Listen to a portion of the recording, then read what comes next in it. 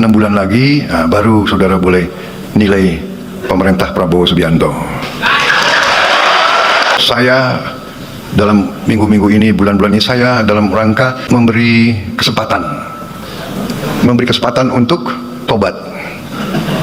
Hai para koruptor atau yang merasa pernah mencuri dari rakyat, kalau kau kembalikan yang kau curi, ya mungkin kita maafkan, tapi kembalikan dong. Nanti kita beri kesempatan cara mengembalikannya, bisa diam-diam supaya nggak ketahuan. Mengembalikan lo ya.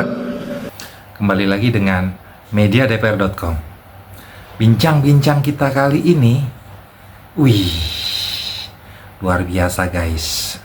Barusan sama-sama kita lihat nih pidato dari Presiden Republik Indonesia, Bapak Prabowo Subianto, yang meminta para koruptor untuk bertobat guys. Aduh.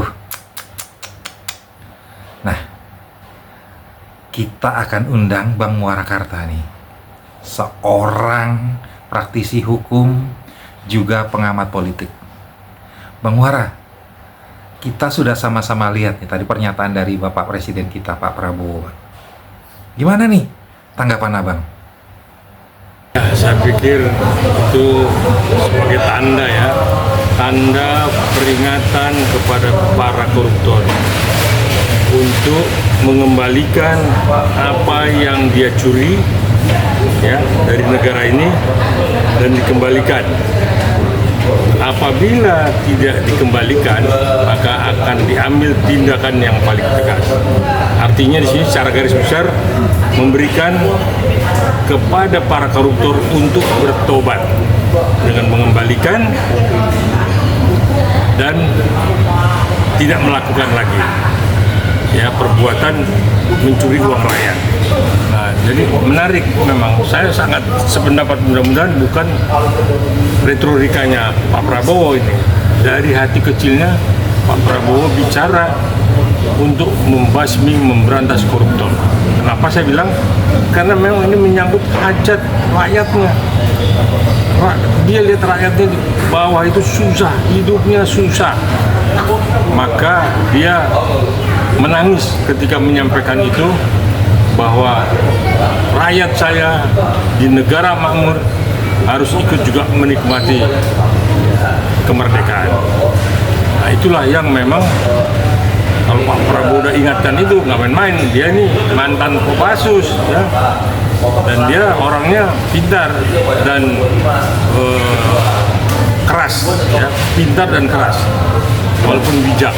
Makanya dikasih kesempatan untuk bertobat dan tidak mengulangi lagi dan mengembalikan apa yang dia curi. Nah, saya yakin betul akan ada perpu kalau memang nanti Senayan tidak kunjung menyelesaikan undang-undang perampasan aset koruptor dan memperbaiki undang-undang tipikor. Sepertinya nih Prabowo Subianto akan mengeluarkan perpu nih Bang, karena mandeknya undang-undang perampasan aset di Dewan Perwakilan Rakyat Bang. Kira-kira gimana sih Bang bunyi perpunya nih Bang, sebagai seorang praktisi hukum Bang? Terus tadi kan seperti kita lihat di awal Bang, Prabowo nih akan mengampuni. Oh sorry, bukan mengampuni Bang, Prabowo memperingatkan Bang ya kepada para koruptor untuk bertobat. Nah, seandainya Bang para koruptor ini bersedia nih Bang mengembalikan uang yang sudah dikorupsinya nih Bang, mekanismenya tuh seperti apa Bang? Apakah proses hukumnya selesai gitu Bang? Atau gimana nih Bang? Jadi gini, dari keterangan Pak Prabowo, ketika dia mau mengembalikan itu tidak diekspos, tapi dicatat bahwa si A, si B segala macam yang korup sudah dikembalikan. Artinya tidak akan dikejar karena nanti ada bukti bahwa si koruptor ini sudah mengembalikan. Karena kalau nanti diekspos, Bapak Prabowo yang kejar lagi, rakyat akan pasti marah dan mengejar si koruptor ini. Nah, itulah akan diatur pelan-pelan untuk mengembalikan ini. Dan kalau sudah diberi kesempatan, ayo para koruptor lakukan, jangan sia-siakan kebaikan ini. Sebentar lagi ada pajak amnesti ke-3 ini kalau nggak salah, ke-3 atau ke-4 ya, nanti saya ingat lagi. Nah, itu kepada mereka-mereka yang nunggak pajak masih ada pengampunan, termasuk juga tadi kan saya bilang Pak Prabowo sudah memberikan sinyal, nah, kembalikanlah uang yang pernah dia curi. Nah itu kalau itu tidak memang nanti berbarengan dengan pajak amnesti, ya udah tindakannya mungkin lain, ya. Mungkin tanpa perpu pemerintah akan mengambil langkah untuk bagaimana memiskinkan koruptor dan akan dipermalukan, bahkan juga akan dilakukan tindakan keras. Kita lihat kan di negara Cina, di Korea, di mana segala macam, nggak ada ampun, bawa ke lapangan jedor. Mau begitu hai kau para koruptor, tobatlah dan takutlah. Hukuman dunia akan juga berimplikasi nanti hukuman akhirat, masuk neraka kalau mencuri uang rakyat. Nah, inilah yang membuat rakyat ini akhirnya bergembira, ya, senang gitu ya, karena ada harapan bahwa ekonomi akan berubah, kehidupan juga akan berubah, dan rakyat bisa makan 1 hari 3 kali. Di luar nanti yang gizi ya, sebentar lagi kan 1 Januari ini gizi kan, stunting kan, itu juga satu program yang hebat yang memang kita perlu patut banggakan. Sama nanti yang pemberantasan para koruptor ini. Kalau kita flashback nih ke periode yang sebelum-sebelumnya nih Bang, presiden yang dulu tuh Bang gitu ya kan mengampuni para pengemplang BLBI nih Bang. Wih, jumlahnya tuh fantastis tuh Bang. Kalau dibuat membangun negara ini, waduh, makmur kita Bang. Nah, di zaman Pak Prabowo sekarang ini Bang, apakah bisa Bang menarik kembali itu BLBI yang sudah dikemplang itu Bang? Menurut Abang gimana nih Bang? Karena wih, jumlahnya fantastis loh Bang. Gimana nih Bang?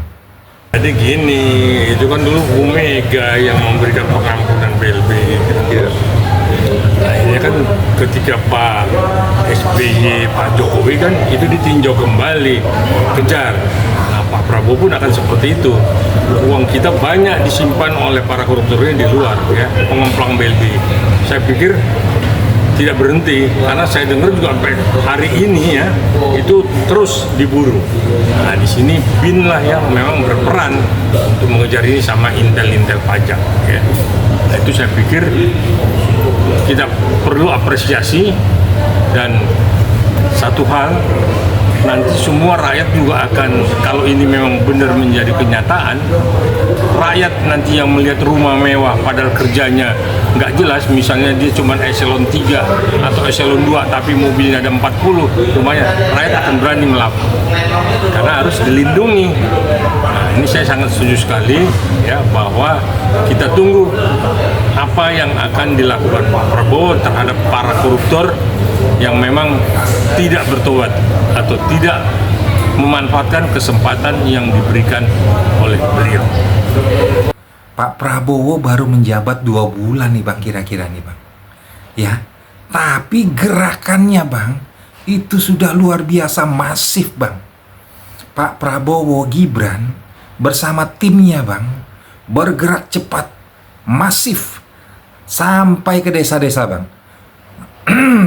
Para koruptor Bang, dibuat tidak berdaya Bang, ketakutan Bang.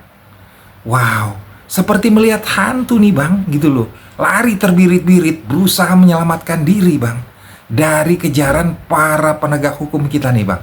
Baik itu dari kejaksaan, KPK, polisi, semuanya bergerak nih Bang. Gimana nih Bang menurut Abang nih? Jadi kan tempo hari Pak Prabowo juga udah bilang sampai ke benua Antartika pun akan dikejar kan. Jadi nggak main-main, jadi serius ya. Nah, saya juga akan melaporkan, ada tetangga kebetulan juga eselonnya rendah tapi kekayaannya luar biasa. Nanti saya akan informasikan. Nah, saya pikir disinilah peran-peran daripada masyarakat untuk memberikan informasi ya kepada pemerintah ya, khususnya kepada KPK kalau memang KPK masih ada ya. Ini kan KPK udah jalannya terseok-seok kan. Sekarang dia akan membesarkan diri katanya dengan komisioner yang baru ini, kita belum tahu nih seperti apa track recordnya. Tapi kita lihat mampu nggak dia. Dan kita juga ingin KPK itu jadi independen. Jadi tidaklah dia menjadi ASN. Saya pikir biar dia lebih bekerja dan lebih ada kepercayaan diri ketimbang kalau ASN kan pasti patuh kepada atasannya, tapi kalau udah komisioner saya pikir beda pola kerjanya. Nah, jadi saya sependapat dan saya juga bangga sekali dengan Pak Presiden ya, Pak Prabowo ini untuk memang benar-benar menata kembali uang yang beredar di luar karena dicuri oleh para koruptor. 40% APBN bocor, nggak main-main ya. Nah, inilah yang memang ke depan udah diwanti-wanti, jangan coba-coba kalau mau selamat, karena ini korupsi ini sudah berjamaah, udah dari yang paling bawah desa, camat, wali kota, bupati sampai ke atas, bahkan di Senayan pun juga banyak. Nah, inilah yang memang sangat setuju dan kita mendukung gerakan anti korupsi dengan bertobatlah kau sebelum ditindak. Dan masih ada 3 DPO yang akan kami lakukan pengejaran, dan kemungkinan masih ada pengembangan tersangka-tersangka lainnya dari perkara ini. Jadi mohon waktu, mohon doanya, mudah-mudahan bisa kami terangkan untuk apa bisa kami ungkap segamblang-gamblangnya sampai ke akar-akarnya dari perkara uang palsu tersebut. Mengajukan proposal pendanaan pilkada di Baru, tapi alhamdulillah nggak jadi ya. Ya ini dalam rangka untuk ya, jadi dana ini, dana uang-uang yang dicetak ini akan dipakai untuk itu ya. Ini dananya, tapi tidak jadi, tidak ada partai yang menyalonkan ya, walaupun dia nanti disebarkan dengan uang palsu supaya bisa memilih yang bersangkutan. Nah, ternyata karena uang palsu jadi tidak jadi. Ada video kedua nih Bang. Wah, antara kita mengelus dada dan tepok jidat nih Bang. Ada percetakan uang Bang di dalam kampus Bang. Itu sudah berlangsung lama Bang, dari 2010 Bang, sekarang ke 2024 Bang. Berapa tahun coba Bang? Dan yang berhasil dicetak Bang, itu sudah 1.000 triliun Bang. Itu pun sudah menyebar Bang kemana-mana Bang. Aduh, kok bisa di kampus sih Bang? Kampus itu tempatnya para akademisi Bang, tempatnya para mahasiswa Bang menuntut ilmu Bang, tempatnya orang-orang yang mencari Bang, mencari jati diri Bang gitu loh, untuk pengembangan ke depan Bang. Tapi kenapa Bang dijadikan tempat pencetakan uang ilegal Bang? Wah, gak ngerti nih saya nih, kok bisa gitu loh. Ya, saya ikuti berapa hari ini ya, 1.000 triliun yang sudah dicetak. Dan itu sudah direncanakan dari 2010 dan dipakai untuk kampanye wali kota, kampanye bupati. Cuman untung tidak berhasil ya uang itu. Sampai mendatangkan mesin import dari Cina untuk mencetak uang itu.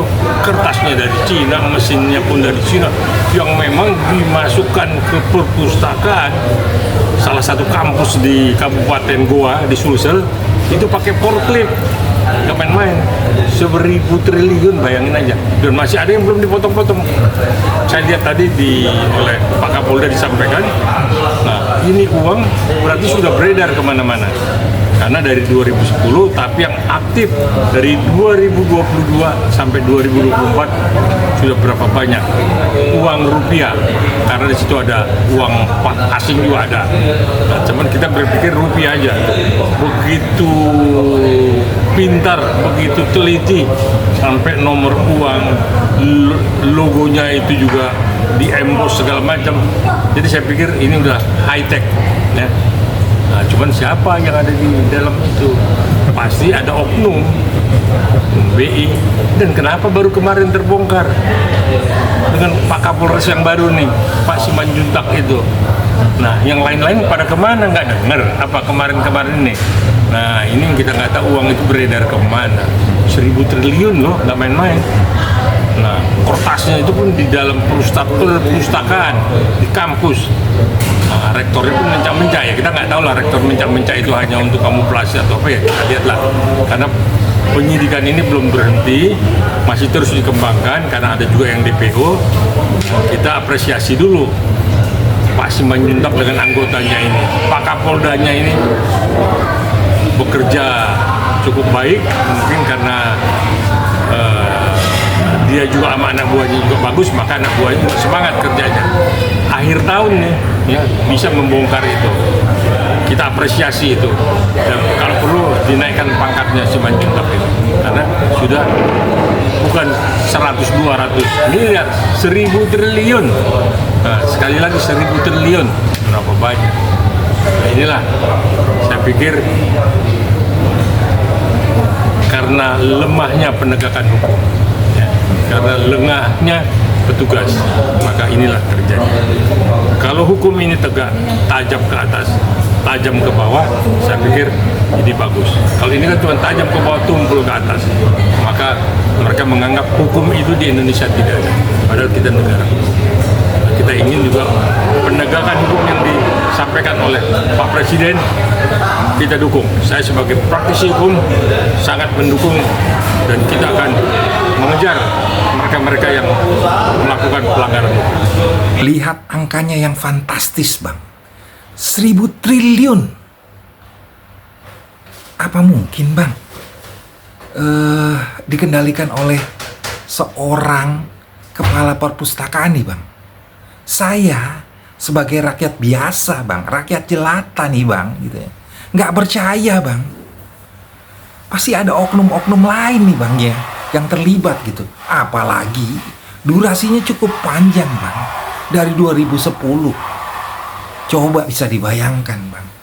Bukan hanya rupiah loh, Bang. Ada mata uang asing lainnya yang diproduksi juga di sana. Wah.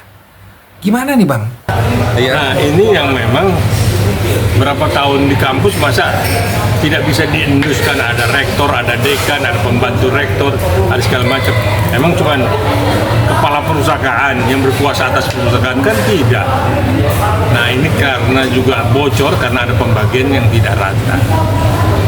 Jadi ya, kita berterima kasih kepada Kapolresnya yang memang timnya bagus, kerjanya cepat, bisa membongkar ini, dan dia juga berjanji akan menyampaikan secara transparan. Mudah-mudahan ini tidak hilang, karena ada keterlibatan oknum pegawai BI sendiri yang terlibat di dalam. Mudah-mudahan ini sampai jelas dan bisa dihukum. Ancaman hukumannya 10 tahun sampai seumur hidup. Tadi udah kita lihat, baru beberapa orang itu baru cemen-cemennya, ya, belum big boss-nya. Bos-bosnya ini ya, yang memang luar biasa mendesain ini ya, sampai bisa mendatangkan mesin dari Cina. Nggak main-main, mesinnya itu pakai forklift, ya, untuk dinaikkan ke atas. Nah, ini kan berarti kan orang kampus matanya semua tahu, cuman kupingnya tertutup, matanya tertutup, cuman mengendus saja. Nah, jadi sekali lagi ya, Pak Kapolres, kerjanya Anda cukup kita apresiasi. Mudah-mudahan Pak Kapolri melihat itu dan bisa memberikan pangkat satu lagi, tambah melatihnya jadi kombes Pak Simanjuntak dengan yang jelas dengan anggotanya. Nah, itu yang bisa saya sampaikan. Mudah-mudahan para koruptor tobat, para pejabat yang punya otak memang mau ngerampok uang rakyat sadar untuk tidak melakukan itu, karena ke depan ini kita akan menghadapi resesi dunia, ya. Dolar pun tadi pagi udah 16.250, nggak main-main nih. Jadi kita ketat, kita menghemat supaya, karena ini dampaknya, imbasnya ke rakyat kecil, ya semua naik nih, ya listrik naik, air naik, pam itu, terus juga angkot apa semua naik. Jadi di akhir tahun seperti ini Pak Prabowo memang luar biasa, dia udah memikirkan ke sana seperti apa untuk bisa mengantisipasi dari resesi dunia ini. Saya pikir itu yang bisa saya sampaikan. Mudah-mudahan negara kita ini terbebas dari imbas resesi dunia. Terima kasih. Bincang-bincang kita kali ini, Bang, mengenai pemberantasan korupsi nih, Bang. Saya nih sangat mendukung nih, Bang. Seperti perbincangan kita yang tadi itu, Bang. Semoga Presiden Prabowo Subianto mendapat kepercayaan penuh dari rakyatnya, Bang. Yang selama ini nih, ya kan, merasa hukum itu tidak adil, Bang. Ya, Sandi Pratama, mediadpr.com, melaporkan dari Jakarta.